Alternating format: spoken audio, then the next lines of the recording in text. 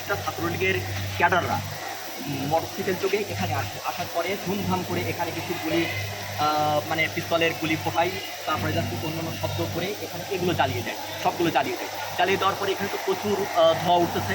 এরপরে ফায়ার সার্ভিসের সেনাবাহিনী কর্মকর্তা যখন আসে বা ফায়ার সার্ভিস আসতে যায়, তখনই সাধারণ কিছু জনগণ মানে সাধারণ কিছু জনতা, সেই জনতা শিক্ষার্থী ওই সেনাবাহিনীর উপর অ্যাটাক করে। কিন্তু আমরা মিলিয়ে আমরা ওনার সেভ করি, সম্পূর্ণ সেভ করি এবং আমাদের গায়ে অনেক আঘাতও লাগছে। তারপরে ওনাকে ভিতরে ঢুকিয়ে ফায়ার সার্ভিস আমরা সুন্দরভাবে সুরক্ষিতভাবে এখানে ঢুকালাম। ঢুকানোর পরে আমরা সবাই থেকে এগুলো ইয়ে করলাম, মানে নিভিয়ে দিলাম। তো আমার কাছে কথা হচ্ছে যে বর্তমানে মানে বাংলাদেশের যে পরিস্থিতি, এই পরিস্থিতিতে সত্যি কথা বলতে আমরা আওয়ামী লীগ চাই না, আমরা বিএনপি চাই না, আমরা জামাত চাই না, আমরা শিবির কাউকে চাই না। আমরা এমন একটা অবকাঠামো চাই, আমরা এমন একটা শাসন ব্যবস্থা চাই যে শাসন ব্যবস্থা দেশের মধ্যে এবং দেশের বাইরে যারা কিনা এই ক্রান্তিকালে ছুটে এসছে আমাদের পাশে, যে সমস্ত অভিভাবক, হতে পারে সে কলেজ থেকে এসছেন, হতে পারে ভার্সিটি থেকে এসছেন, হতে পারে দেশের বাইরে যারা যুদ্ধ করে যাচ্ছেন, ওনারাই শাসন ক্ষমতা হাতে নিক এবং ওনারাই দেশ পরিচালনা করুক। আমার মনে হয় তারা আমাদের স্কুল কলেজ ভার্সিটির মুরব্বী,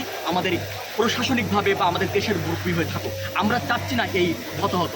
এখনও দেখেন আমাদের ছাত্রছাত্রী মানে আমাদেরও ভাই বোন, এবং যারা কিনা আওয়ামী লীগ করে তারাও তো আমাদের কোনো না কোনোভাবে ভাই বোন। তো তারা মারা যাচ্ছে, আমাদের এই ভাই বোনগুলো মারা যাচ্ছে, আমাদের সন্তানরা মারা যাচ্ছে। এটা কিন্তু কাঙ্ক্ষিত না, আমাদের জন্য এটা কোনোভাবে প্রত্যাশিত না। এবং দেশের যে ক্ষয়ক্ষতি, এখানে যত ক্ষয়ক্ষতি হলো আজকে সেটাও অকল্পনীয়। তারপরেও আমরা এখানে দেখলাম যে এই আওয়ামী লীগ দেশের মানে স্বার্থে এরা যে কাজ করবে সেটা না।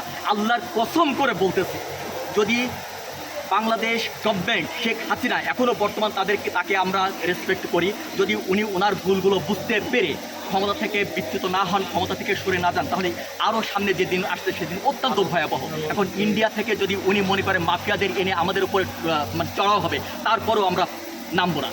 তারপরে আমাদের কোনোভাবে নামার এখান থেকে সুযোগ নাই। আমরা 9 দফা দিয়েছিলাম, 9 দফার পরে 7 দফা, এখান থেকে কমতে কমতে এখন 1 দফা। 1 দফার পর তো আর থাকে না, 0-র পর তো আর কোনো সুযোগ নাই। তো সেই ক্ষেত্রে